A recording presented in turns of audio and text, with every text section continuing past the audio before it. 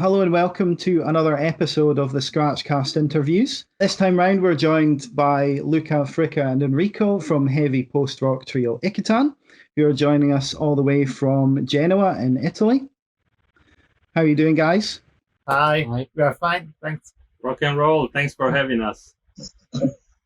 Okay, thanks for joining us. So the way we normally start this off is by getting our guests just to give us a little bit of an introduction about themselves. And so if you can just give us a little bit about IKITAN and how you describe your sound.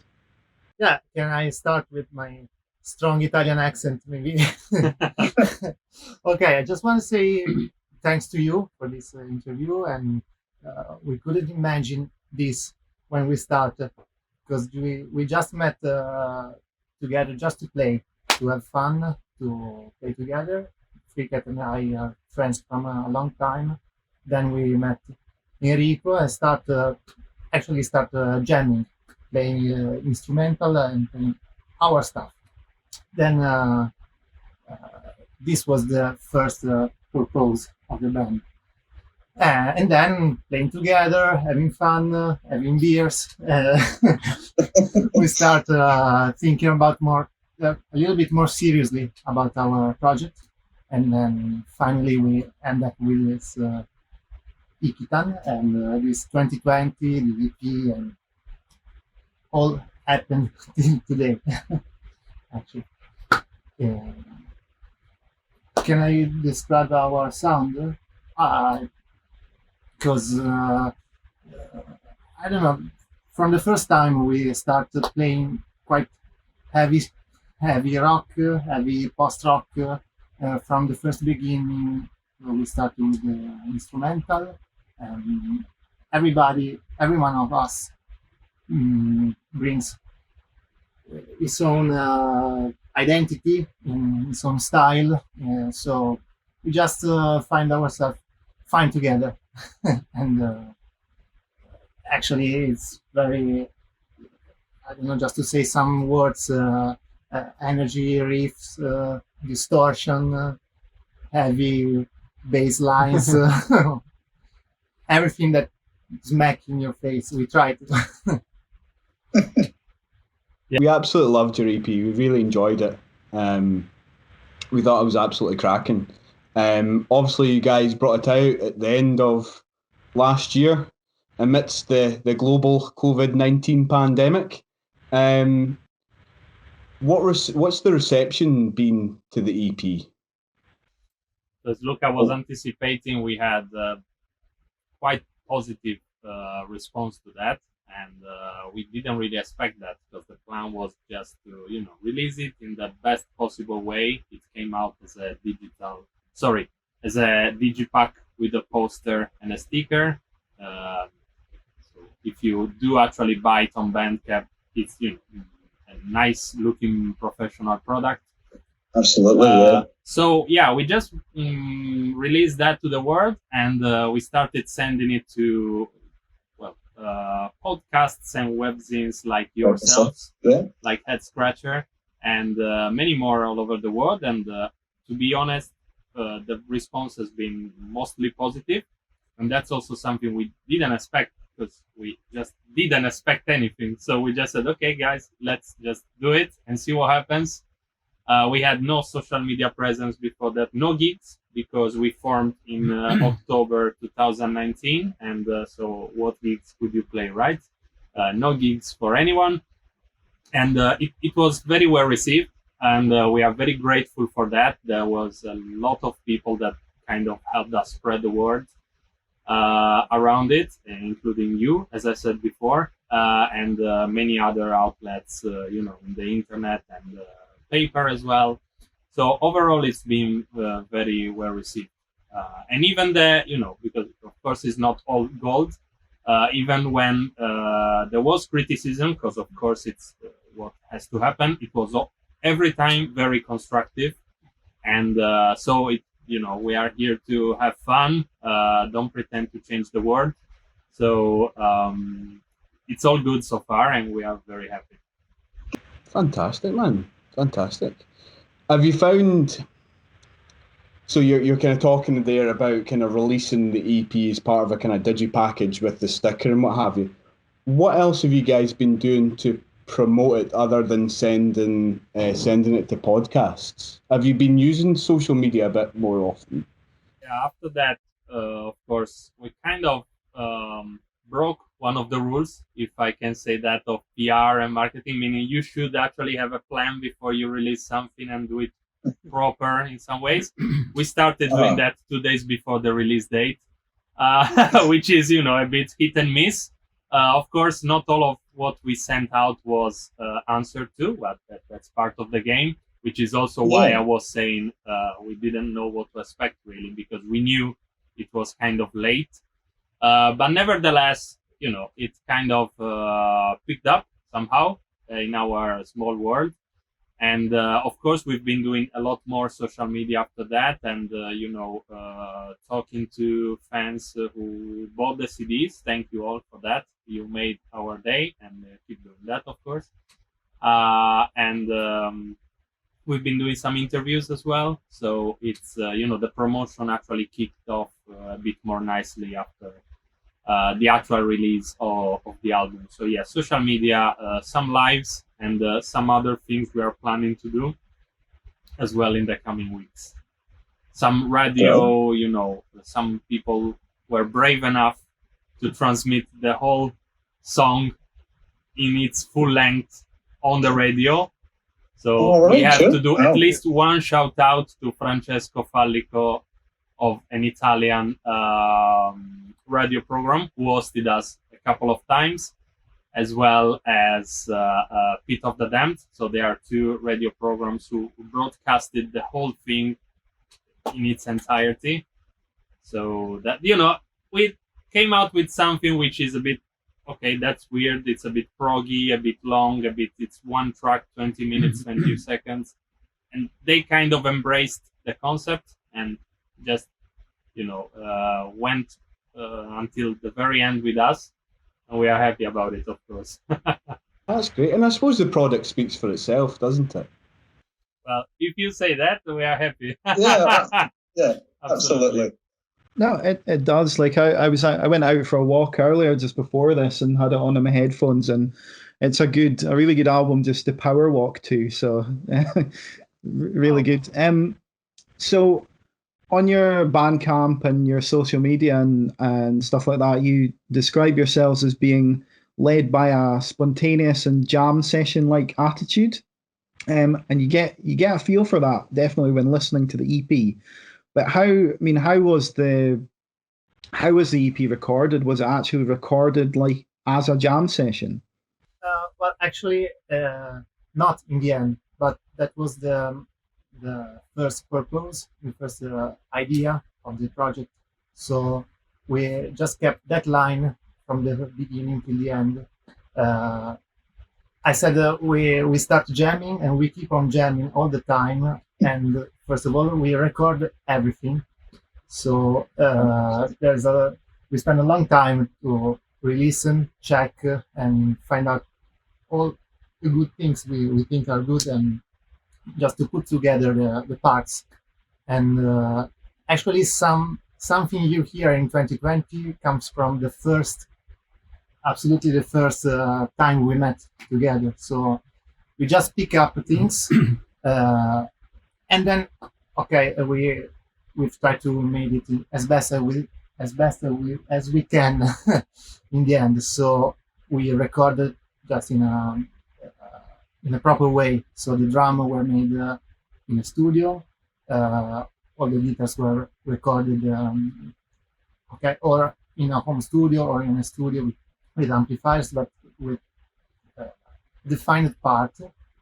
But there's something improvised, like solos, like some drum parts or some drum bass lines. The feeling is that, so we try to record it in that way. Cool. And it definitely comes across for sure. So it's a pretty long track, and there's a lot of variation throughout to keep things interesting. But is is that something you thought about in terms of the length? Like, is this section too long, or do we need to change it here? Or was it just kind of a more natural process? I think in the beginning was very natural. So we found out we had 3 parts of music, and we decided to put them together. And we found that it was like 21, 22, 19 minutes. So just shaping all the parts, we got the final. I'd say the final. The final. Okay. Of course, when we find out, okay, it's 20 minutes long, what can we do? 3 songs, 1 song all together, and we've been crazy enough to say 20, it's good. We just we found out we thought it was curious just to make our first step with this kind of product. It's quite curious. Yeah, it's something strange. But we definitely have, as Luca was saying, a lot of course, as Luca said, we do record everything we do, but there was discussion about, okay, this might be too long, let's develop this part a little longer. Not, super to the minute, but we had those conversations, as in, this might be a bit too long, this riff, okay, 4 times is enough, and this kind of stuff. So still jam session like, because that's how everything was born, but eventually we didn't want to do one album with 2 riffs, if you see what I mean. So at one point we decided, okay, let's cut here, let's add here, and that's how it happened. And the idea, maybe you asked the developing of the song. I think it's quite it flows. It's 20 minutes, but it flows. Every part after the other goes, I think, fine. So I appreciate when somebody says, "Oh, it's 20 minutes already ended." I felt it was shorter. It just flows. Nice. And how did the pandemic and COVID affect the ability to actually get together, practice, and record the EP? So at one point in Italy, like probably all over the world, it was actually in this time last year, we had 2 months of full lockdown where we could not meet at all. And that, of course, was part of the game, I guess. And in those 2 months, nothing happened. We had some Skype, WhatsApp calls, and that was it. After that, we've actually had the chance to play a lot more, because some work trips were cancelled. Right. You couldn't travel. What do, right? You just get in the studio and play. And we've been meeting as often as twice a week in the last months, which is enormous. And also when we were recording the EP, that was key, because that meant we had more time to focus on recording and thinking about the promotion of the EP, the production side of things. So in a way, we took full advantage of the situation, and we said, okay, let's do this 2020 thing, which has references to the year, but not so many as other people have implied or thought, which is fine, because everyone sees what they want to see, and it's part of the game, I guess, and of art in general. So yeah, I wouldn't say it's done well to us, because that's not what you say, but we used it in the way that, being stuck in Genoa for so long, we met a lot, played a lot, and released it. Yeah, in the very first 2 months of lockdown, we were close at home. We couldn't meet, but we made the pre-production of everything. So in July, right after the lockdown, we went to the studio with everything done. So the first part of the work has been done in the lockdown. Yeah. Nice. Okay. And so it's obviously a completely instrumental EP. Was that a conscious decision, or did you ever consider vocals? No, I think we started as instrumental, and we will keep. I think we will keep going as instrumental. Maybe I can think about, I don't know, myself as a lead guitar, and maybe brings my feelings or emotion in guitars, themes or melodies, or I think I can express myself better in this way than singing, for sure. So, and the trio for us, it works. So Cool. This is probably a bit of a pointless question then, but if you had vocals, what would you have chosen to sing in? Would you have sung in Italian, or would you have chosen English? I think in English, just to switch better in the style of the music. Just that. Cool. Okay. And maybe also because from the beginning we just started to spread our music all over the world, not just thinking about our city or our country. So maybe it's we think in English, and Excellent. our social pages are mostly in English. So that's our idea. Cool, guys. So the next question was to ask you about the EP, obviously 2020, and you've already kind of touched on the fact that there is some references to the year, but maybe not as much as some people expect. So were you trying to convey a certain mood? Was that a conscious decision, or was that something that maybe came afterwards? What did you think? So the whole 2020 thing was, we didn't start off with that idea. So a lot of things that we do are just either for fun or just come up as they are in a natural way, and then some of us says, "Hey, this is cool. Let's go down that road." And that's what happened with this basically. So as Luca said, we had these 3 songs, and eventually at some point they came up as a 20-minute-ish thing. Eventually they came up as a 2020 or similar to that, and then we said, look, the year is 2020, let's just kind of close this cycle of our first part of the history of the band with all these 2020 references, but there's not much other than that. At one point, the other thing we did find, and that was funny also, was to release it on the 20th of November 2020. So there's again a lot of 20s, but for no reason really. It just happened to be that way. We were actually deciding on the release date 2-3 weeks before. It would have been either the 20th or the 27th. That's how much we were ready to go out with this CD, as you can see.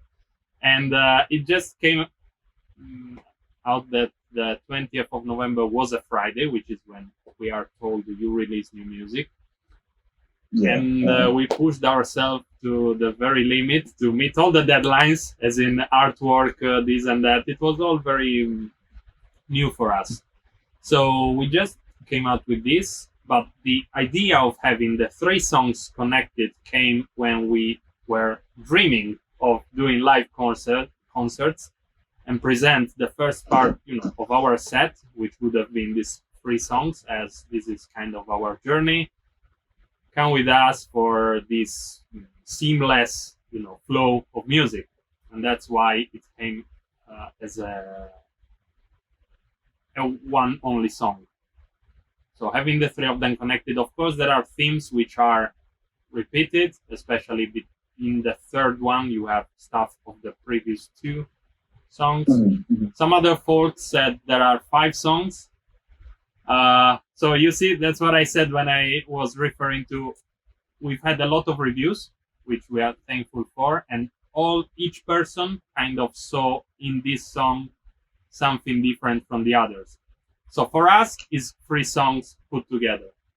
For someone else, it's 4 songs. Another guy told us it's 7 songs. He told yous. Yeah. Right. Okay. So, and all the references as well, someone here, a bit of this, a bit of that. It's all fine, it's all beautiful. So if people think it's 5, we are curious to know, of course, because it's, where is that 5th? But that's fine, because it means you divide, the song in different parts, and it's absolutely fantastic. And it's been very interesting. Reviewers made an analysis of our song 2020 about the year. So he said from this minute till this represents the first part of the COVID situation, then the same development. Development. Yeah, thank you. Of the music as the year. So, and I found it almost right. So, if he could read the year in our music, it's fantastic. It's what it is, yeah. So, thanks, Nick, from the progressive aspect. I have to greet him because he's been very, very good with us, and we also bonded a bit. So, he's a good guy living in England. Thanks for that. He did this analysis we just spoke about. We need to check that out. Ciao, Nick. It sounds really cool, actually. Like almost like a soundtrack to the year. Yeah, that's what he said. That this part is when people didn't realize about the risk. This other part is when the virus came crashing down and doing all the mess. And the third part is more relaxed. And, all these things you say, okay, we didn't think about it, but hey. Because as Luca said, some parts of it were actually written when COVID was not even a thing. October, November 2019. So yes, but it makes perfectly sense. It works. It's good views. And certainly as I don't want to use the product because that almost kind of takes away the kind of artistic kind of quality of the music.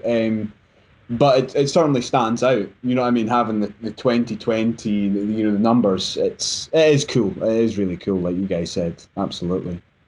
Yeah, if nothing else, it is cool, isn't it? Yeah. It stands out, definitely.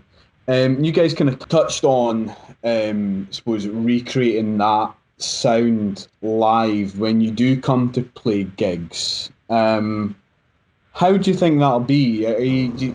Do you can anticipate some difficulties with that, or do you think you've got nailed down? It's a good question, and it's very much on topic with what we've been doing in the last months. So we haven't played 2020 in its entirety before it got recorded. So yeah, it is a jam, but as you see, some parts were not. So we've been building it and putting it together in order to reproduce it live in the very last 2 months.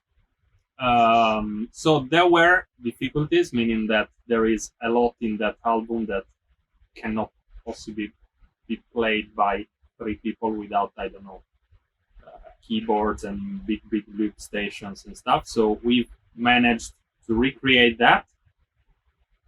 We did it. So we are very happy. It was kind of a challenge for us, and you'll hear about it very soon. Oh. That's what I leave you with. There's light at the end of the tunnel, certainly in the UK and hopefully globally. So hopefully we will get back to music venues and gigs, sooner rather than later. So where would you like to start? If you were to start your tour, would you guys start in Italy? I mean, it seems like a good place to start.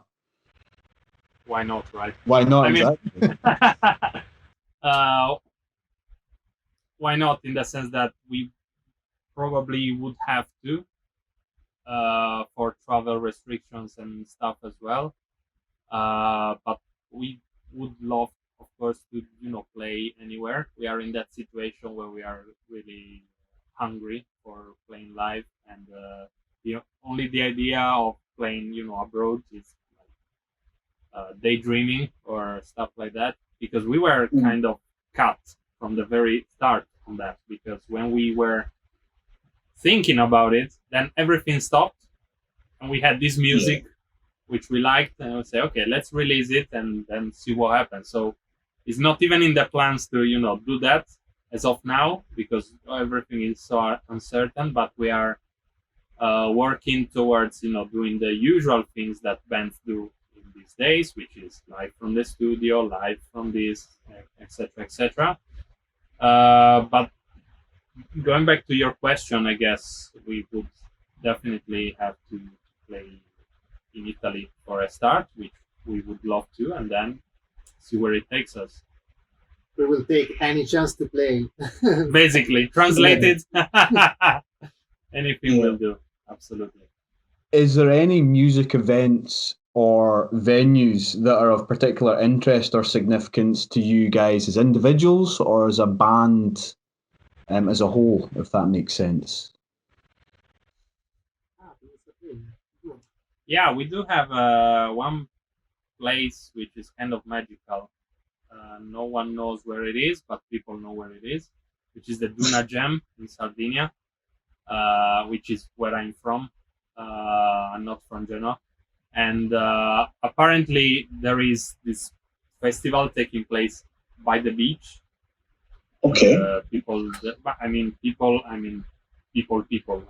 I think one year they had Motorcycle and big names in the scene as well, and it's a festival in a secret location. And that's like the dream of I guess stoner-ish bands. So that's what we would love to do, of course. That sounds like a pretty good It's amazing. festival. Yeah. Of course, when I used to live there, I never went there. But that's how life is, right? You find out about things when they are over. But also for me, I've been living in London. I lived in London for 5 years, and I love all of the venues that are there. I used to go there a lot. All the O2s, the Underworld, O2 Brixton, of course, and all of them are just amazing. They used to host the Desert Fest as well, which is one of those places where you want to go if you like this music. And also, I've been to the Banamars in Edinburgh. I remember you saying, man, that's a really good music venue. Such an underground, nice little venue where I saw Holocaust, which is a band from Edinburgh as well. So yeah, good vibes. Definitely, man. Sadly, Definitely. I'll leave you with not a sad note, but let's see what happens note. We don't know what's going to happen after this situation clears out. In Italy, sadly, a lot of venues were struggling before the pandemic, and now I suspect a lot of them are going to be wiped out, which is terrible. Yeah. So let's see what happens, after this is over and what will be left. We'll do all we can to, support the local scene, and because of course that's where we are and what we want to be part of. Genoa itself has a huge metal, prog, and stoner scene, has been home of amazing bands and still is. So we want that to be, still part of what we are as a band and as people. Are there any bands in particular from Genoa that we should check out? Our friends, we can say the Cartavetro. Yeah, it's a very good one, and they have experience of European and tour in USA, in China. Very cool. The Temple of Deimos. Other more stoner band like the Isaac. Check them out. There's quite a good scene in Genoa in heavy stoner rock. There's quite a tradition. Yeah, there's a bit of for everyone actually. There's some pop, indie, rock, stoner. There's loads of band. Very cool scene around. Yeah, sounds like my kind of place. Come on. You mentioned the sort of packaging of the physical packaging of the album, and obviously you've got this really imposing cover of a sort of big, like this massive god like character smashing stones over his head. So really kind of visually striking image. Can you tell us a bit more about the kind of origins of that image and the band name itself? Can I take the cover? Ta-da! We got ourselves the golden album because no one wanted to give it to us. Nice. That's cool. Yeah, actually, IKITAN is this guy, and for us is we call him the god of the sound coming from the stone. But it's not our invention; it's somebody else. But it's an invention. Totally made up. I just came across this name in surfing on internet, and I found it on Wikipedia in the Italian page of the ancient Aztec gods. Yeah. Okay. But it's uncertified source, just in the Italian page, and we found IKITAN, the god of the sound from the stone.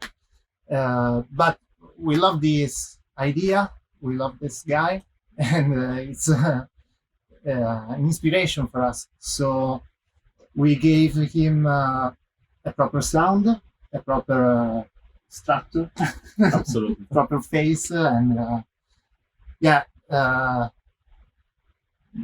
don't know. We asked to the Luca Marcenaro, is the guy who made the artwork. We put together the idea, and he creates this figure, and he made a really good job, I think. And what else? Yeah, so we are. That's how it came about. As we said before, a lot of things happen kind of randomly, and this is in one way one of them. So one name was found on the internet, uncertified, non-existing. Cool, we keep it. We like it. Doesn't matter.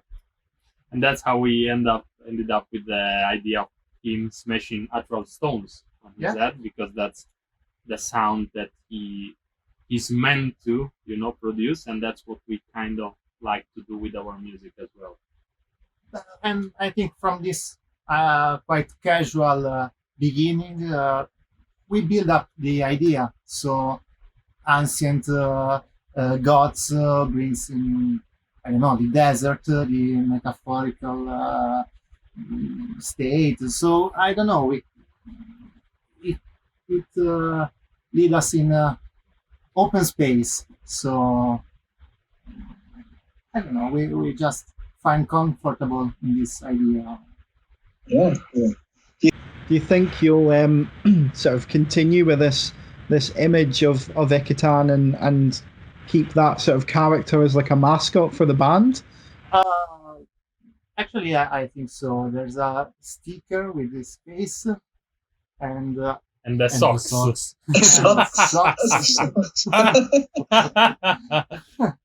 Yeah. So there's a whole bunch of merchandising already. Check it out. Yeah, this was a present for Christmas for the guys. It was just, you had these socks. Now it's a recurring joke because we did another video interview with Patrick from Monster Reef. Hi, Patrick.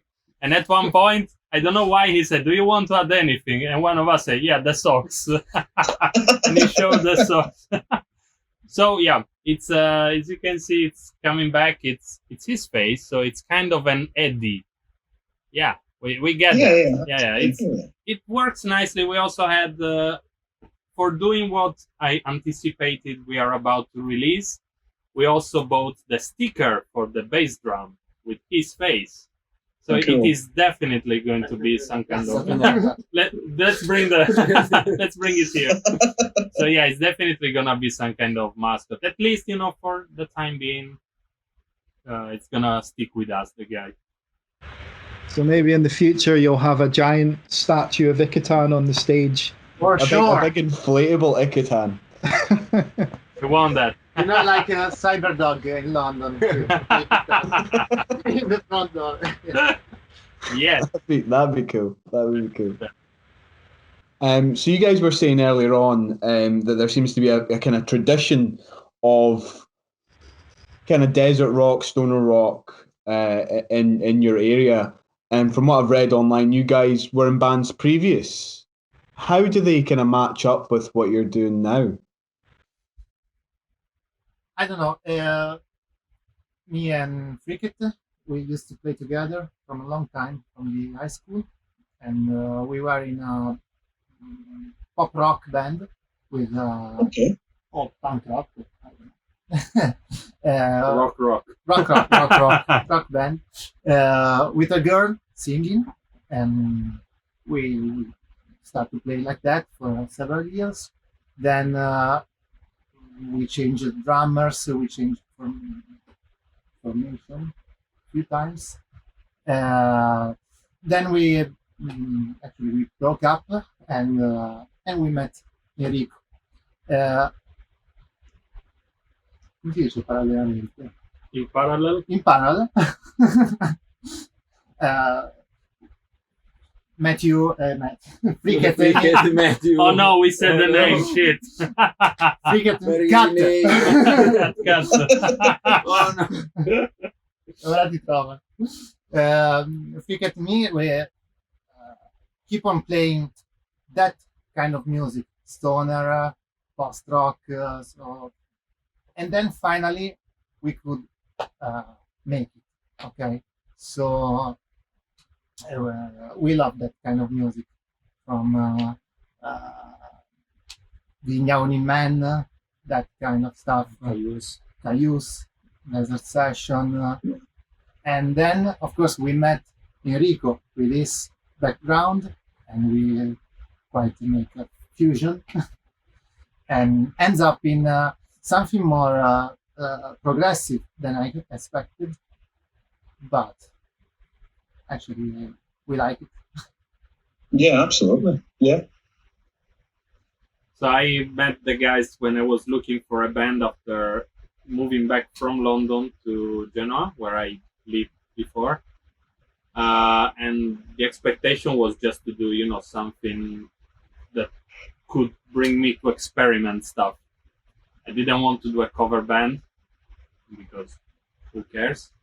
And eventually, after a couple of bands, I met Luca and Frik Et, and funnily enough, we did play on one same gig on one night in 2010 in Genoa. I was in my band, we were doing funky metal like Living Color and Mr. Bungle kind of thing, and they were in this band Luca just mentioned. And I have a CD they were selling that night. So we have this connection. When I replied to Luca's message, I say, we are friends on Facebook since, ages. And then all clicked. And for me, the music we are doing is kind of new in a way, but I really like it now. And the combination of the three of us playing together is working really well. And in the expect the unexpected way I was figuring out for myself, this is perfect. Because it's really bringing me to experiment new stuff in a nice setting.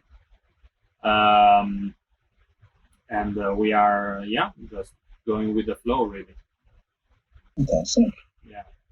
You mentioned a few influences there. There's obviously, we obviously picked out elements that we heard, of the likes of Black Sabbath and Alice in Chains when we were listening to 2020. I mean, what other influences do you have? And are there any bands closer to home from Italy that influence your sound? So the ones you mentioned, I mean, we are humbled to be put together with, Black Sabbath and Alice in Chains, of course. There's some from Italy, yes. We are in our 30s plus years of age, so we have been listening to a lot by now. I was in the metal phase until yesterday, really. But listened to a lot of metal, and then after that, I expanded my views, and the guys as well we've all been listening to a lot of stuff, meaning that there's not one band we could pick and say, yeah, maybe this Italian band is more influential than another. One we've been listening to lately a lot, though. It's called Calibro 35. And basically, they're an instrumental band playing. They started off as playing the soundtracks of the police movies, Italian police movies from the 70s. They have that funky feeling. It's not prog, it's not rock, it's everything. They are really cool. So that kind of, could And be it's instrumental. So there you go, which is also important. Other bands, one we often like to mention because we also went to a concert of them together without knowing. Well, I didn't know them, but we were all there. It's a concert by Tool. So Tool is definitely one band we all like without hesitation. Let's say so. I like this morally. No, Tool is really puts us together, and we did talk about this the very first time we met. So it's kind of a common ground, and everything that rotates around them as a scene, as a feel, it's kind of what we like to listen and to refer to. And I think it's very common for bands like us to look abroad for big names, for bands who make our kind of music. So, of course, we find inspiration in American bands for post-rock, I think, or even from Great Britain, from Scotland. Biffy Clyro. Biffy Clyro, for sure. They're from this neck of the woods, actually. They're from Ayrshire. One of my work colleagues, I don't know that much about Biffy Clyro, to be honest. I've seen them plenty of times. I've seen them at festivals, obviously, coming from Scotland myself. But I couldn't tell you the band members' names. But one of my work colleagues grew up with the lead singer. And I didn't believe her. I kind of just fobbed her off. I was like, "You're speaking rubbish." And then she took me into the locker room and took out a photo of them two back when they were like 15, 16, just at a house party, and I was like, "That's pretty cool." We love them. We saw them in Florence, and Oh, right, okay. it was 2 years ago, 3 years ago. Nice. Great.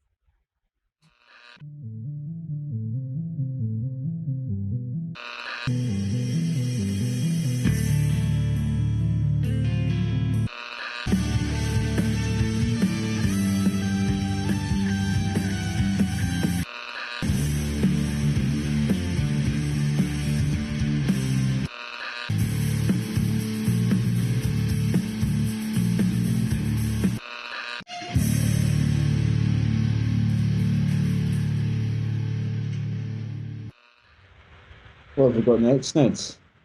I think we're getting close to the end of this. Just wonder, like, what other sort of bands have you been listening to lately? So we're gonna do a shout out to a couple of friends who are doing amazing stuff. One of them is Grandma Vedetta, who's a stoner rock grungy band from London. They are cool, not because they are friends. They are really cool. They are releasing their new album, so check it out. And the other one is Alice is Sleeping. They are still from London. One of them is the guy of Grandma Vedetta. So they just released their album. That is cool as well. We've been discovering lately some things that maybe are already known to the world, but all them witches. Sorry, I just said that. I was listening to them recently, yeah. Yeah, Fantastic was talking about them, wasn't he? Yeah, he was. We heard a lot about Jake the Hawk, which just released an album out from Ripple Effect.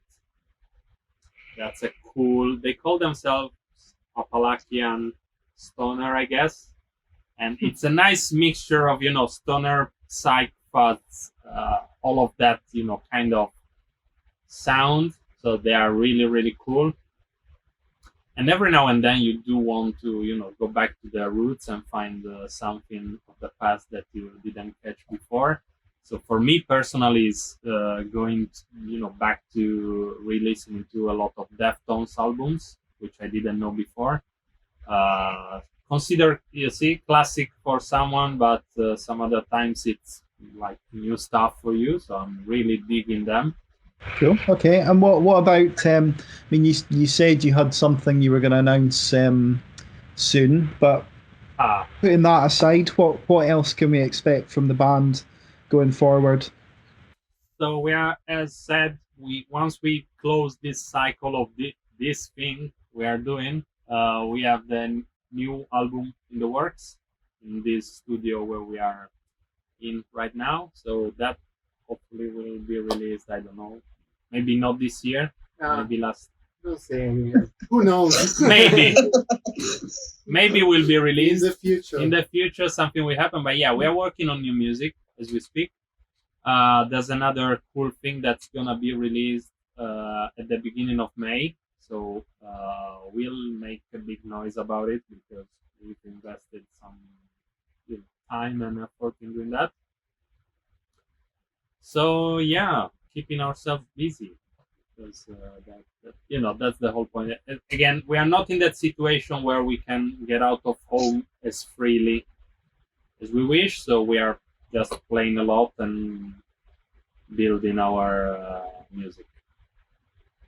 Be interested to see what you come out with next, guys. Really looking forward to it. Yeah, looking forward to hearing that album when it gets done. Yeah, very good to hear, and pushes us to do the best we can. Absolutely. So I think that's kind of came to an end, to be honest. Unless you guys have got anything else you'd like to discuss or ask us. Well, first of all, thank you, Grant and Chris, for taking the time to interview us and talk about our music. My curiosity came, I was curious when I heard your podcast and said, these guys have been listening to our music so carefully. So good job, because, that is very much appreciated by, artists, if we can call ourselves artists, because that shows that you are putting your heart into it. And that's not common.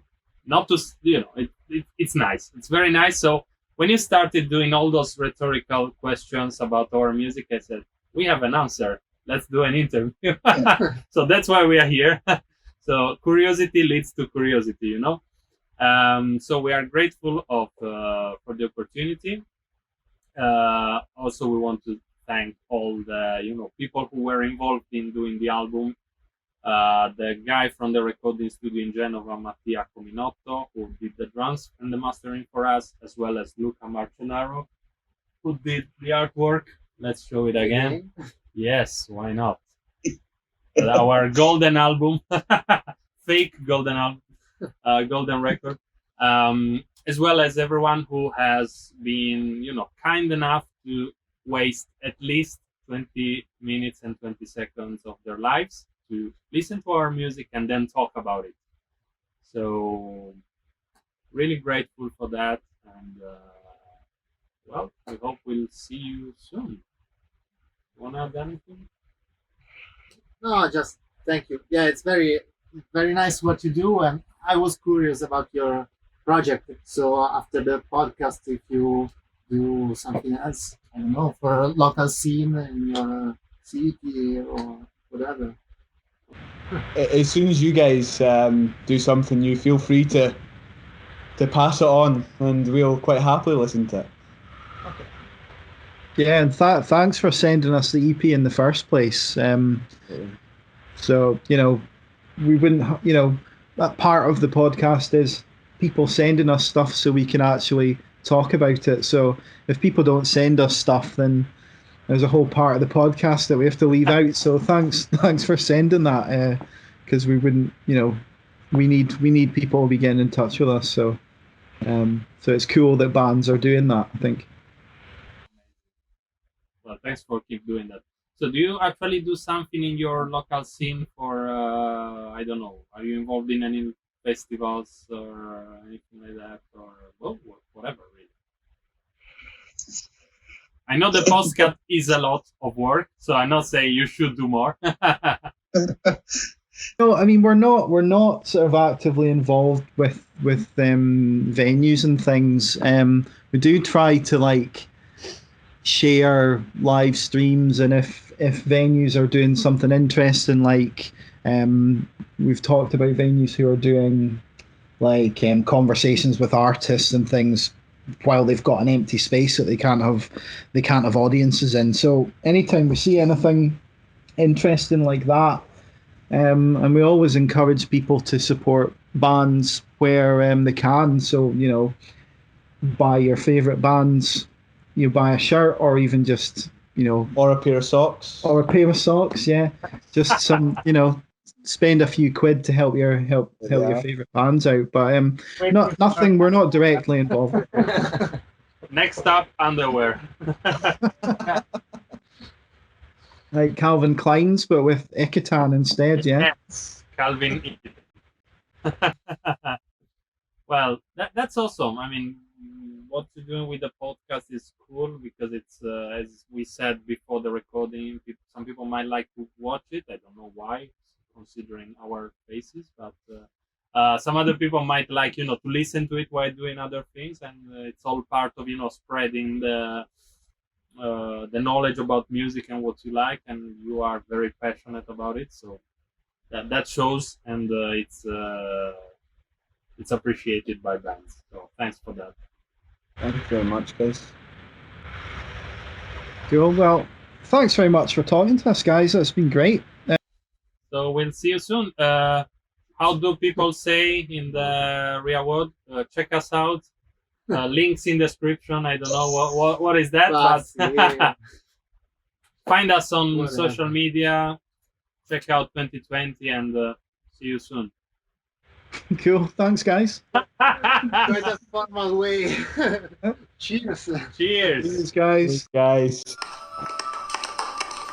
It's not finished. It's finished.